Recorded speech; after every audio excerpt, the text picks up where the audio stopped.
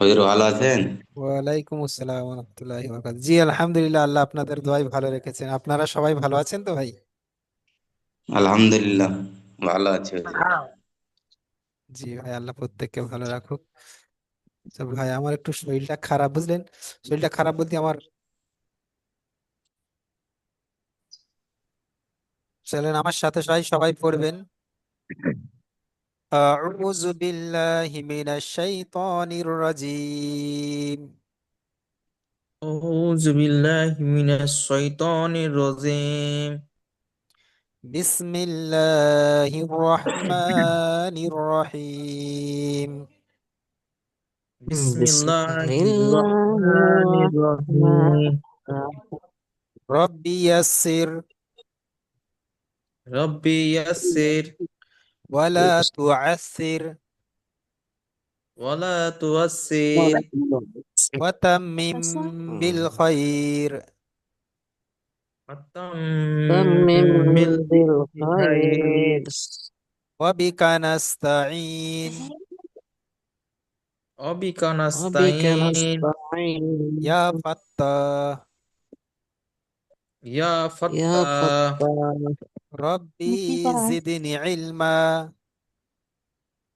ربي ربي زدني علما. زدني علما. ربي زدني علما. ربي ربي زدني علما. زدني علما.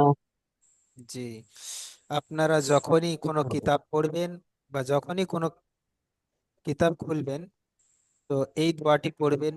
যদি আপনারা এই দোয়াটি না পড়তে পারেন, শুধু এতটুকুনি পড়বেন, রব্বি জিদনি ইলমা। বুঝতে পারলেন? জি, চলেন জি। দেখেন ভাই, আমাদের এই যে কুরআনুল কারীম আমরা আজকে পড়ার জন্য এসেছি বা আমরা সময় ফারেক করেছি, এর জন্য আমরা আল্লাহর কাছে সর্বপ্রথম লাখো কোটি শুকরিয়া আদায় করি, বলি আলহামদুলিল্লাহ। আলহামদুলিল্লাহ। الحمد لله. দেখেন ভাই, দুনিয়ায় অনেক মানুষ আছে তারা কুরআনুল কারীম পড়তে জানেন না, এবং সেই সমস্ত মানুষদের মধ্যে আল্লাহ তাআলা রব্বুল আলামিন আমাদেরকে বেছে নিয়েছেন কুরআনুল কারীম শেখার জন্য, অর্থাৎ তৌফিকও দান করেছেন। তো সেই জন্য আমরা এই যে একটা সময় আল্লাহ তাআলা আমাদেরকে দিয়েছে, ইনশাআল্লাহ আমরা সেই সমাজটা সম্পূর্ণভাবে আমরা সফলতাভাবে ইনশাআল্লাহ শিখবো, বা আমরা চেষ্টা করব আমরা কোরআনুল কারীম যাতে সহি শুদ্ধভাবে শিখতে পারি। যে আমাদের ইনশাআল্লাহ। এই যে সময়টা আল্লাহ তাআলা দিয়েছে, এই সময়টা যাতে আমাদের বিফলে না যায়, আমরা সেরকম চেষ্টা করবো ইনশাআল্লাহ। প্রত্যেকে চেষ্টা করব প্রতিদিন ক্লাস করার। ইনশাআল্লাহ। একদিন আমরা, যে বুঝতে পারলেন ভাই? এটা আমার আরেকটা ঠিক আছে, তারপর গাধা একটা কার কথা বললো বলি। গাধা পড়ার আগে আমি কুর্সিটা কয়েকটা আনতে হবে কথা বলে দিই। কোরআনুল না কারীম ওটা শেখার ওটা জন্য, ওটা ওটা বেমারি যে আছে তিন চার কোরআনুল কারীম শেখার পূর্বে সর্বপ্রথম আমাদের নিজেদের ওপর একটা বিশ্বাস রাখতে হবে যে আমি এই যে কোরআনুল কারীম শিখতে এসেছি, আমার দ্বারাই হবে। যদি একটা ছোট্ট বাচ্চা ছেলে পারে, তো ইনশাল্লাহ আমার দ্বারাই কেন হবে না, বা আমি কেন শিখতে পারবো না? তো অর্থাৎ ইনশাল্লাহ আমাদের চেষ্টা যেমন করতে হবে ইনশাল্লাহ, যাতে আমরা শিখতে পারি। যত মেহনত মুজাহিদা করতে হয় ইনশাল্লাহ আমরা করব, কিন্তু আমরা সেটা শিখবোই ইনশাল্লাহ। ইনশাআল্লাহ। এই জেদটা আর বিশ্বাসটা আমাদের নিজেদের মধ্যে রাখতে হবে। দ্বিতীয় কথা, হ্যাঁ, পড়ালেখা আমাদের, করলে পড়তে হবে এখানে এসো। পড়ালেখা না করে পড়বে আর আন পড়া না কি ভাই পড়বো ভাই সাইদ হোসাইন, সাইদ হ্যাঁ। সাইন ভাই, ভাই আপনি একটু চুপ করেন ভাই, আপনি একটু কথা বলেন না ভাই। জি। তো আমরা, দ্বিতীয় কথা হচ্ছে আমরা এই যে অক্ষরগুলো, অর্থাৎ যে হরফগুলো, এই হরফগুলো আমরা সর্বপ্রথম চিনব। কিভাবে চিনব? জি। যেমন আমরা হুম। দুনিয়ার কোনো বস্তুকে চিনি। বুঝতে পারলেন ভাই? দুনিয়ার কোনো বস্তুকে আমরা যেমন চিনেছি, মনে করেন আমাদের যদি বলা হয় এই দুনিয়াতে, যদি মনে করেন আপনার সামনে 20টা ফল দেওয়া হলো, এবং তার মধ্যে বলা হলো যে ভাই বলেন তো এর মধ্যে আপেল কোনটা, তো আপনারা দেখলে ইনশাল্লাহ বলে দিতে পারবেন, আলহামদুলিল্লাহ বলে দিতে পারবেন যে এটা আপেল। তাই না? 10 রকম ফলের মধ্যে আপনার যদি জিজ্ঞাসা করা হয় এটা এর মধ্যে আপেল কোনটা, আপনারা বলে দিতে পারবেন এইটাই আপেল। বা আপেলের যদি টুকরো করা থাকে তো আপনারা বলে দিতে পারবেন এটাই আপেলের টুকরো। ঠিক যদি 50টা যদি আপনাদের পশুর ছবি দেওয়া হয়, আর যদি বলা হয় বলেন তো ভাই এর মধ্যে সিংহ কোনটা, তো আপনারা বলে দিতে পারবেন যে এর মধ্যে সিংহ কোনটা। কি ভাই বলে দিতে পারবেন তো? তো আমরা, ইনশাল্লাহ পারবো। জি, তো আমরা ইনশাল্লাহ। নিশ্চয়ই পশুগুলো আমরা চিনেছি, তো সেই জন্যই আমরা পশুগুলোকে বলতে পারবো যে এটা কোন পশু, এটা ওই পশু। বা যদি আমাদের ইংরাজি লেটার দেওয়া হয়, ইংরাজি লেটার দেওয়া হয়, যদি বলা হয় যে কোনটা এ কোনটা বি কোনটা সি, তো আমরা ঠিক বলে দিতে পারবো যে এইটা এ এইটা বি।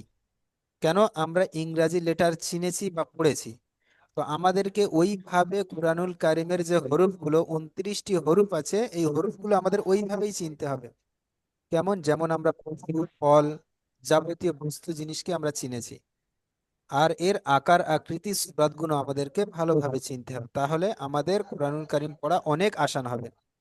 দ্বিতীয় কথা, এই যে নুক্তা আছে, এই নোক্তাগুলো আমাদেরকে চিনতে হবে যে এখানে কয়টা নোক্তা, কোন হরফের নিচেই কটা নোক্তা হয়, আর কোন হরফের নিচেই উপরে কয়টা নোক্তা হয়। দেখেন, আরবি হরফের মধ্যে মোট 3টে নোক্তা হয়। একটা নোক্তা থাকে, 2টো নোক্তা থাকে এবং 3টে নোক্তা থাকে। আর এর পরে নোক্তা আর হয় না, 4টে নোক্তা নেই। আর হরফ খালি থাকে, না হলে 3টে নোক্তা থাকবে, 1 থেকে 3টে, এর বেশি নোক্তা হবে না। তো যাই হোক, আমরা সর্বপ্রথম পড়া আমরা শুরু করবো, চলেন।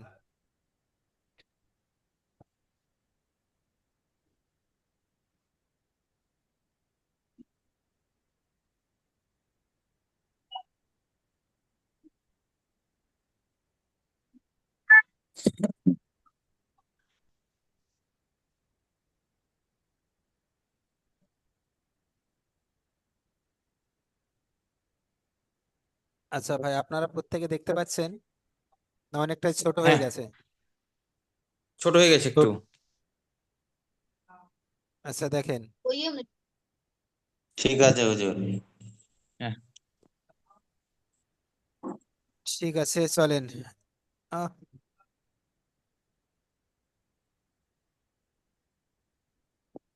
দেখেন, সর্বপ্রথম আমরা এই যে একটা কলমের মতো চিহ্ন দেখতে পাচ্ছি, লম্বা দাঁড়ির মতো, এটাকে বলা হয় আলিফ। আমরা প্রত্যেকে কম বেশি পড়েছি। যাই হোক, যদি পড়ে না থাকে আমি একবার বলে দিই, আপনারা শুনে নেন। এটাকে বলা হয় আলিফ। তো এই আলিফটা সর্বদা এর একই রূপে আসে, আর যখন এর বাকি অন্য রূপ সেটা পরে আসবে, ইনশাল্লাহ সেটা দেখিয়ে দেওয়া হবে। দ্বিতীয় কথা হচ্ছে, এই যে নৌকার মতো যে হরফটি আছে, নৌকার মতো যে হরফটি আছে, এই হরফ, এই যে নৌকা চিহ্নটা আছে, দেখেন একটা বাঁকা চিহ্ন আছে, এই বাঁকা চিহ্নটা থেকে 5টা হরফ উচ্চারিত হয়। দেখেন এই যে বাঁকা চিহ্নটা আছে, এইটা থেকে 5টা হরফ উচ্চারিত হয়। কয়টা হরফ? 5টা। আচ্ছা। কিভাবে হবে? নোক্তার পরিবর্তে, এই যে ছোট্ট নোক্তা আছে, এই নোক্তার পরিবর্তে হরফ পরিবর্তন হবে। কেমন? যখন নিচেই থাকবে এক এক তখন একটা হরফ, একটা থাকবে তখন একটা হরফ হবে। উপরে যখন একটা থাকবে তখন আরেকটা হরফ হবে। উপরে যখন 2টো নোক্তা থাকবে তখন একটা হরফ হবে, নিচেই যখন 2টো নোক্তা থাকবে তখন একটা হরফ হবে, আর উপরে যখন 3টে থাকবে তখন আর একটা হরফ হবে। এবার কি কি হরফ হবে সেটা বলে দিই। এখানে দেখেন, যখন এর নিচেই, নৌকার নিচেই একটা নোক্তা আছে, এটাকে বলা হয় বা। আর যখন উপরে 2টো নোক্তা থাকবে তখন হয় তা। যখন উপরে 3টে নোক্তা হবে তখন হবে সা। আর যখন উপরে একটা নোক্তা হবে তখন হবে নুন। আর যখন নিচেই 2টো নোক্তা হবে তখন হবে ইয়া। বুঝতে পারলেন? তাহলে 5টা হরফ উচ্চারিত হয়। দ্বিতীয়, এই যে আর চিহ্নটা আছে এই কাস্তের মতো, এগুলা পড়তে হবে না। ভাই আমি বলে দেবো, এই যে কাস্তের মতো চিহ্ন আছে, এখান থেকে 3টে হরফ উচ্চারিত হবে নোক্তার পরিবর্তে। এই যে নিচেই একটি নোক্তা আছে, এটাকে বলা হয় জিম। আর যখন কোনো নোক্তা থাকবে না অর্থাৎ খালি হবে তখন বলা হবে হা। আর উপরে যখন একটা নোক্তা থাকবে তখন বলা হয় খ। আর এই যে ব্যাকেটের মতো বাঁকা চিহ্ন আছে এটাকে বলা হয় দাল। আর এর উপরে একটা নোক্তা এলে অর্থাৎ এইটাকে বলা হয় জাল। আমি বলেছিলাম একটা খালি থাকবে একটা নোক্তা থাকবে অর্থাৎ নোক্তার পরিবর্তে হরফ পরিবর্তিত হবে। আর এই যে বাঁকা চিহ্নটা আছে এটার নাম র। আর এর উপরে একটা নোক্তা এলে হয় জা। আর এই যে চিহ্নটা আছে এটাকে বলা হয়, এটা দুই দাঁতের চিহ্ন, এটাকে বলা হয় সিন। আর এর উপরে আর একটা তিনটে নোক্তা যখন আছে এটাকেও বলা হয় সিন। তবে একটা হচ্ছে পাতলা সিন আর একটা হচ্ছে মোটা সিন। তাহলে একটা সিন আর একটা শিন, এর উচ্চারিত একটু ভিন্ন অর্থাৎ আলাদা।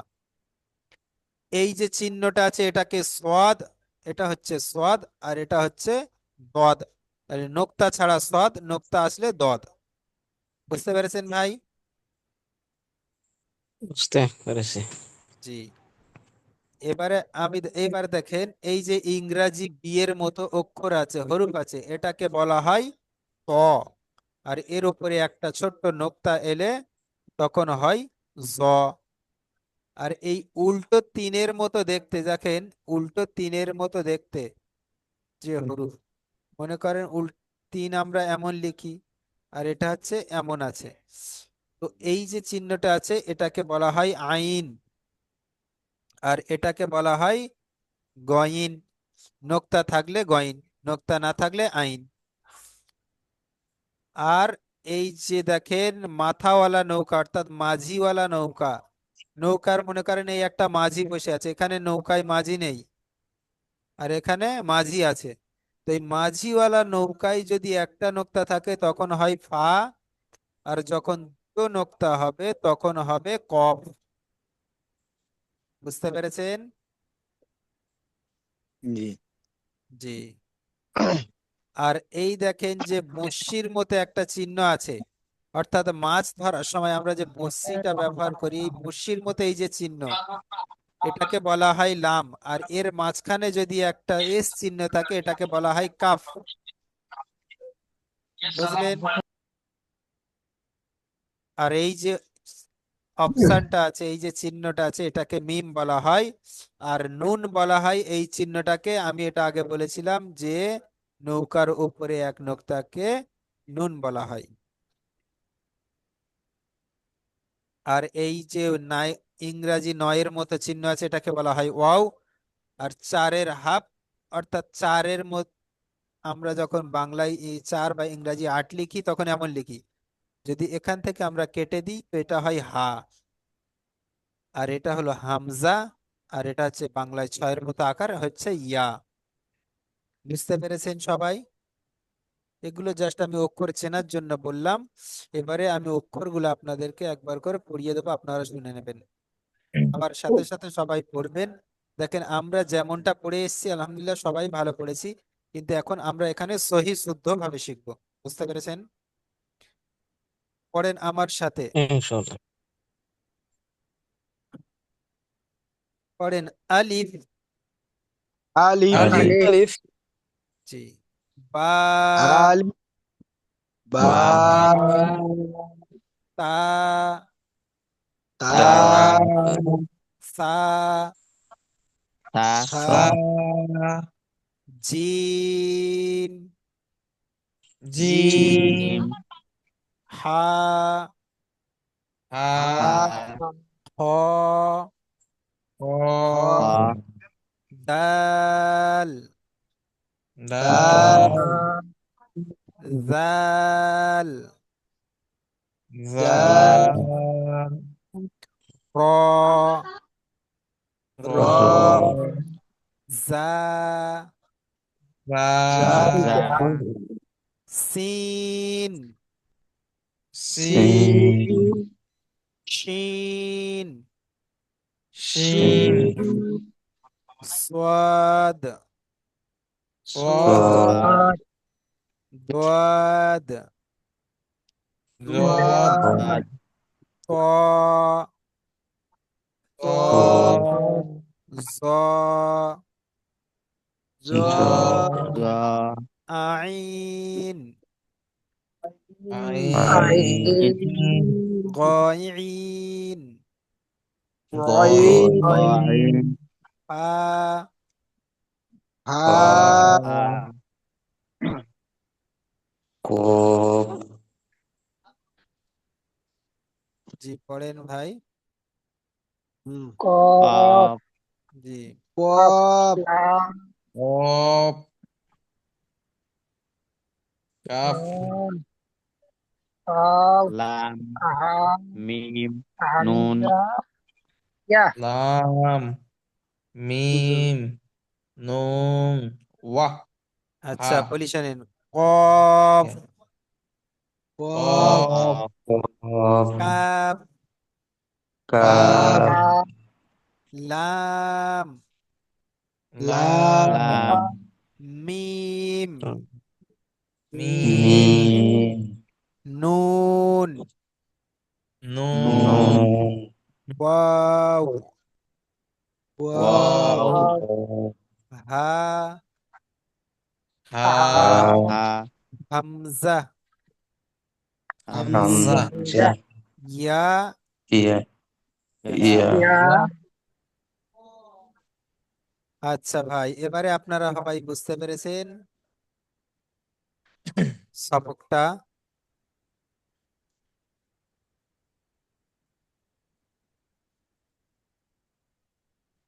এবারে দেখেন এক একটা হরফ কেমন উচ্চারিত হয় সেটা আমি একবার বলে দিই শোনেন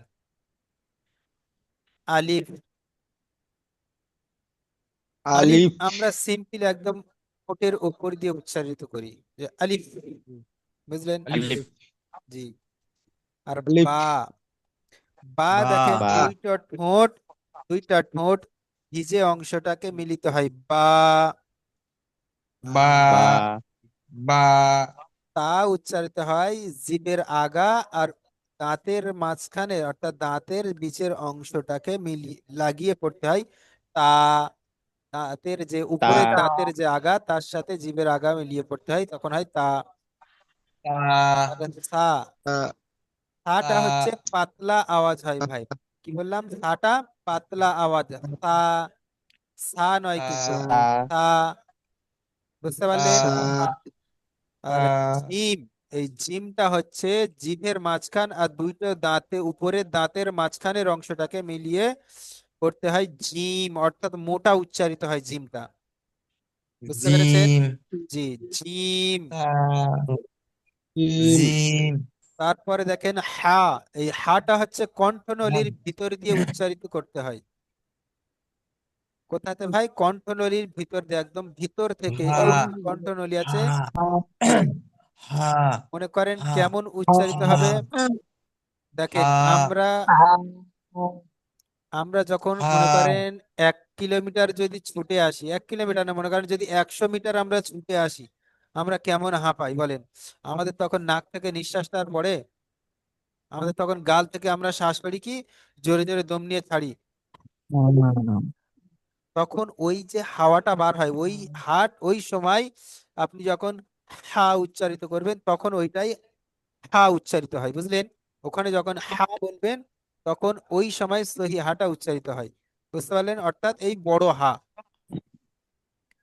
তারপরে দেখেন খ এই যে খটা উচ্চারিত হয় এটা জীবের কণ্ঠনলীর মাঝখান দিয়ে খ খ যেখানে خا আমাদের ছোট্ট আলজিভ আছে ওখান দিয়ে উচ্চারিত হয় خا আচ্ছা তারপরে দাল জিভের دال মাঝখানে আর দাঁতের আগাতে লাগিয়ে দাল উচ্চারিত হয়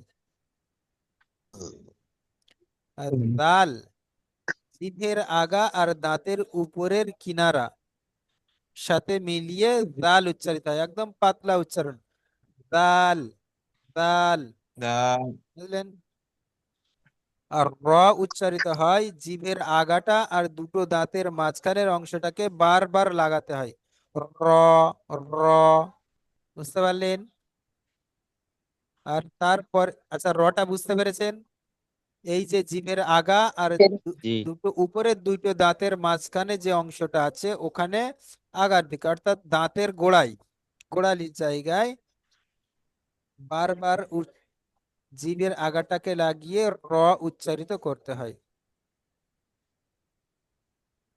তারপরে দেখেন যা, এই যাটা উচ্চারিত হয় জিভের আগা, জিভের মাঝের অংশ আর উপরের দাঁতের মাঝের অংশকে, বুঝতে পারলেন? কিনারা বলে হয় যাকে, কিনারাতে লাগিয়ে যা উচ্চারিত হয়। তারপর দেখেন সিন, সিনটা হচ্ছে দুটোই দাঁতের সাথে জিভের আগা লাগিয়ে সিন সিন উচ্চারিত করতে হয়। এটা হচ্ছে পাতলা সিন সিন যেটা, আর মোটা সিন সিন যেটা এটা হচ্ছে দুটো উপরের দুটো দাঁতের মাঝখানের অংশ আর জিভের মাঝখানের অংশ একসাথে লেগে যাবে, শিন শিন, বুঝতে পারছেন? সিন সিন জি। সিন আর সিন সিন সিন জি, সিন আর শিন। জি। আচ্ছা, তারপরে দেখেন সোয়াদ, এই সোয়াদটা উচ্চারিত হয় দুটো দাঁতের সিন দুই সাইডের সিন সাথে উপরের সিন দাঁতের সাথে মিলিয়ে সিন পড়তে হয়, সোয়াদ আর দোয়াদ। সদ জি সদ জি। হয় না।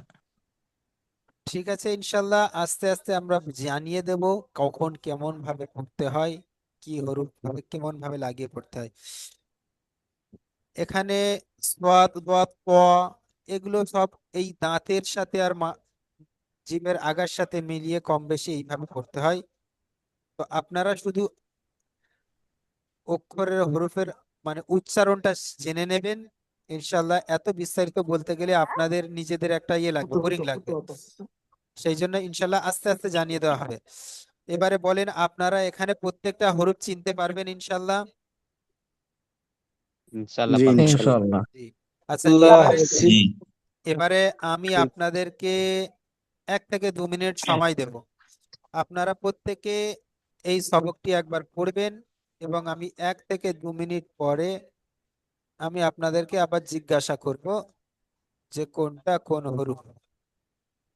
আলিফ বা সরি আলিফ বা তা সা জিম সা জিম জিম হা জিম খ জিম হা দাল জিম দাল র খ জিম জ দাল সিন জিম জাল সিন হ সদ খ সদ ত দাল দাল সিন আইন র র গইন আ সিন কফ সদ ওয়া দল কাফ দ জ লাম আইন মিম গাইন নুন হ ওয়াও কফ আল কফ লাম হামজা মিম ইয়া নুন আইন ওয়া আ রাইন সামিয়া লিফ আ বা তা কফ সা সা সা আম জিম আ খ জিম দাল জিম জাল আ র জিম জ হ হ সিন দাল সিন দাল সদ হ ম জদ ত জ আলিফ মা আইন অলিফ গইন মা বা মা আ তা কফ সা কাফ সা সা লাম মিম জিম নুন আলিফ সা আলিফ ওয়াও বা তা আ বা হামজা তা ইয়া তা তা তা সা জিম হ খ দাল আলিফ বা দাল র তা সা সিন সিন জিম সিন হা সিন খ সিন দাল সদ দ জাল র দ জ আইন গাইন সিন হা সিন কফ কফ সদ জ লাম ত মিম নুন জ ওয়া হা আইন হামজা গইন ইয়া আ ইয়া র নুন কাফ নুন লাম অও অও মিম হা নুন হা ওয়াও হামজা ইয়া হা হামজা বা ইয়া সা বিসমিল্লাহ আলিফ বা আলিফ তা বা তা সা জিম হ খ জিম দাল আ জল র জ শিন সিন সদ দোয়াত সিন দোয়া সিন র সদ জ আইন সিন ত গাইন জ র আইন কফ মিম গইন লাম হা খ মিম কাফ নুন লাম ওয়া মিম হা নুন হামজা ইয়া ওয়াও ইয়া হা হামজা ইয়া কাফ ইয়া ইয়া লাম আলিফ বা তা তা সা তা সা জিম সা হা সা খ সা দাল সা জা লিপ বা র রা সা জা সিন আর সিন সদ জদ ত হা খ জ আইন গইন ফা বা কফ কাফ লাম মিম নুন ওয়াও জিম হা হামজা ইয়া। আচ্ছা ভাই, ই এবারে আমি আপনাদেরকে জিজ্ঞাসা করলে আপনারা বলতে পারবেন? জি দোয়া পারবো। ইনশাআল্লাহ। জি হুজুর। জি। আচ্ছা ঠিক আছে, প্রথমে আমাদের জাকির হোসেন ভাই বলেন তো এটা কোন হরফ?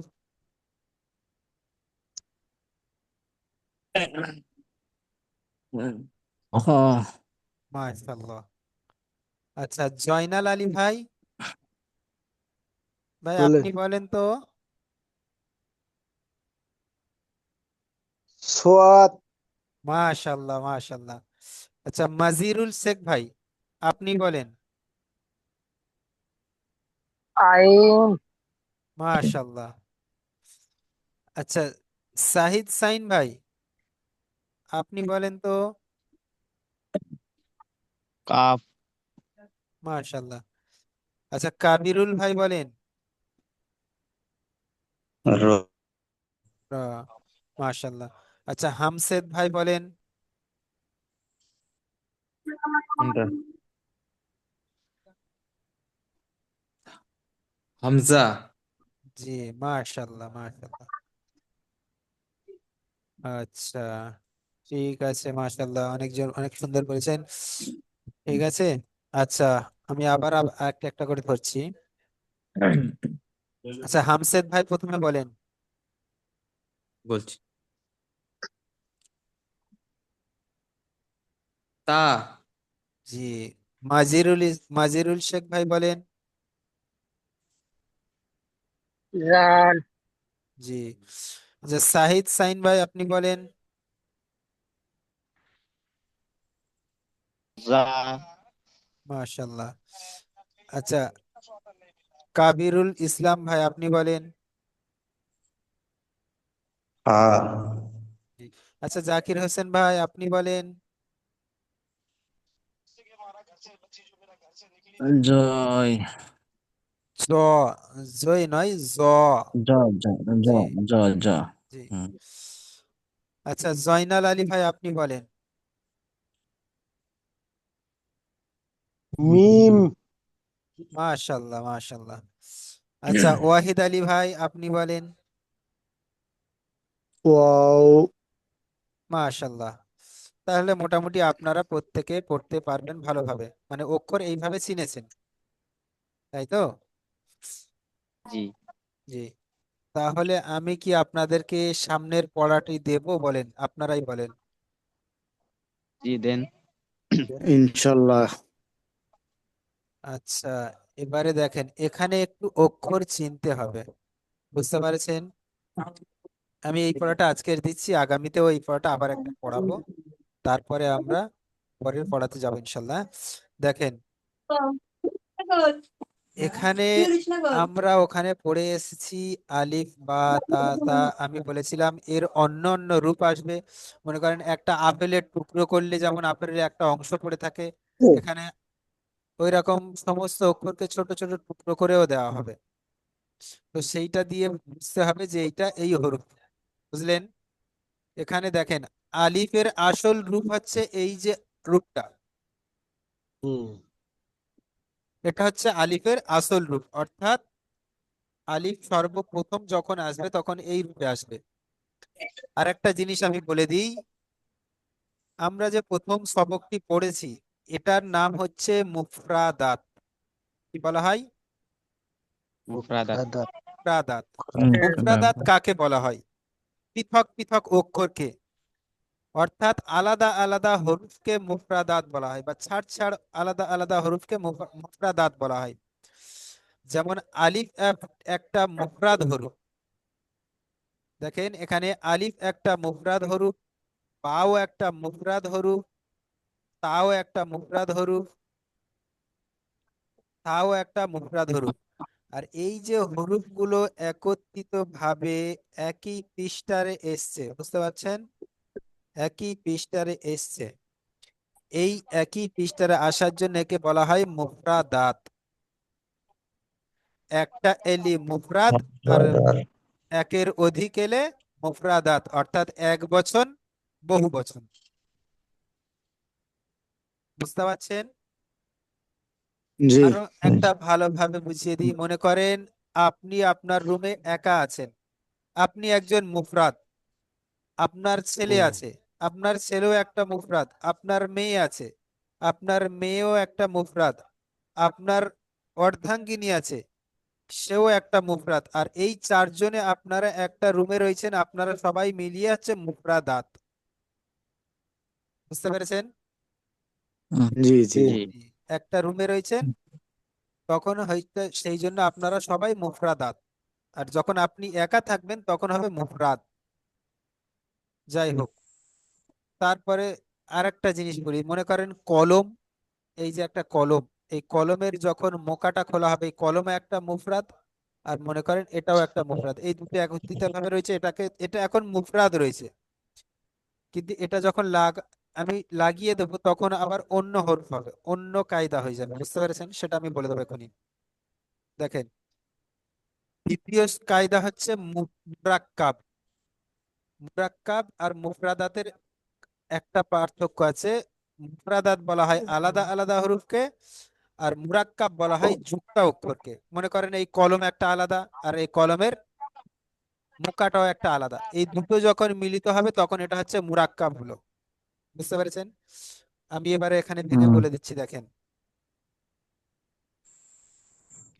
যেমন দেখেন এখানে, মনে করেন এখানে বা আছে, বার সাথে আমি এখানে আলিফ যুক্ত করে দিলাম, তাহলে এখানে কি হবে? বা আলিফ, তাই না ভাই? কি হবে? বা আলিফ। তো এই বা আলিফটা হচ্ছে মুরাক্কাব। আর যদি এখানে বা থাকে আর এখানে যদি শুধু এরকম আলিফ থাকে, তাহলে হবে মুফরাদাত। মানে যখন এর সাথে যুক্ত হবে না তখন হবে মুফরাদাত, আর যখন যুক্ত হয়ে যাবে তখন হবে মুরাক্কাব। বুঝতে পেরেছেন সবাই? জি জি জি জি। এইবারে দেখেন, কায়দাটা এইখানেই দেখেন। যখন মুফরাদাতে হরুফ আসবে, অর্থাৎ আলাদা হরুফ আসবে, তখন প্রত্যেকটা হরুফ আসল রূপে আসবে। আর যখন মুরাক্কাব হবে, আলিফ কারোর প্রথমে মুরাক্কাব হয় না, আলিফ যুক্ত অক্ষরের শেষে মুরাক্কাব হয়, আলিফের পরে কোনো হরফ মুরাক্কাব হয় না। তারপরে দেখেন, মুরাক্কাব কি স্যার? মুরাক্কাব বলতে সংযুক্ত, মানে আলিফের পরে মনে করেন কোনো হরফ যুক্ত হবে, তখন আলিফ আচ্ছা যুক্ত হয় না, আলিফের আগে হরফ যুক্ত হবে। মনে করেন এখানে বা আচ্ছা আছে, মনে করেন এখানে দেখেন বা আছে, তো এই বা এর মনে করেন এই বাটা একটা হরফ আছে এখানে, এই বা এর পরে হুম একটা হরফ এইভাবে যুক্ত হয়ে গেল, এইভাবে, তখন এর সাথে একসাথে যুক্ত হয়ে গেছে। তো এইটা হচ্ছে মুরাক্কাব। মানে দুটো হরফ এক এক জায়গায় যুক্ত হওয়াকে মুরাক্কাব বলা হয়। মানে ওরা মুরাক্কাব হয়েছে, মিলিত হয়েছে একে অপরের সাথে, মিলিত হওয়াকে বলা হয় মুরাক্কাব। বুঝতে পেরেছেন হামসাদ ভাই? হ্যাঁ জি। তাহলে দেখেন এইবারে আলিফ কারোর মানে শুরুতে মুরাক্কাব হবে না। মনে করেন আলিফের পরে কিন্তু কোনো হরফ এরম ভাবে যুক্ত হবে না, আলিফ সবার শেষে আসবে। হয় আলিফ সবার প্রথমে আসবে সর্বপ্রথম আসল রূপে, আর যদি শেষে আসে, তো এখানে দেখেন এই যে রূপটা আছে আলিফের, এই যে রূপটা আছে এই রূপে আলিফ আসবে, এই রূপে, অর্থাৎ এখান থেকে একটা হরফ যুক্ত হবে। বুঝতে পেরেছেন? জি। তো আশা করছি আপনারা বুঝতে পেরেছেন। জি বুঝতে পেরেছি। জি।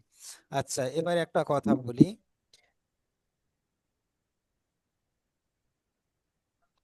আপনাদের